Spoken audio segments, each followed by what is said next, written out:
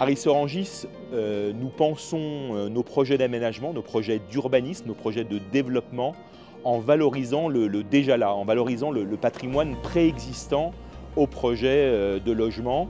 Et nous avons la chance d'avoir sur notre territoire un passé agricole. Il nous fallait absolument penser l'aménagement de ce nouveau quartier par la restauration de ce patrimoine architectural remarquable.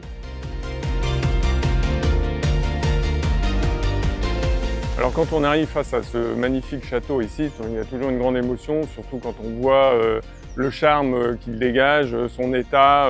Ça nous anime complètement sur le projet et de se dire que demain on va faire revivre un site qui est laissé à l'abandon pendant toutes ces années et lui redonner une nouvelle vie, c'est toujours une grande émotion pour nous. Et évidemment, on a envie de lui redonner toute sa splendeur. C'est un château qui était à la base un relais de chasse, qui date du 18e, qui s'est agrandi au 19e, qui avait toute sa restance et tous les bâtiments qui l'accompagnaient étaient plutôt pour le personnel, tous les bâtiments en commun, et puis un petit peu plus tard l'usage agricole.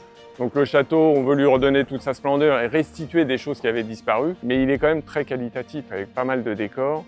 Et c'est tous ces décors de mascarons, de crêtes de fêtage. On restitue les volets qui animaient aussi la façade, on restitue les marquises.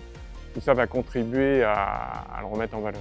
Le château, c'est le passé du village.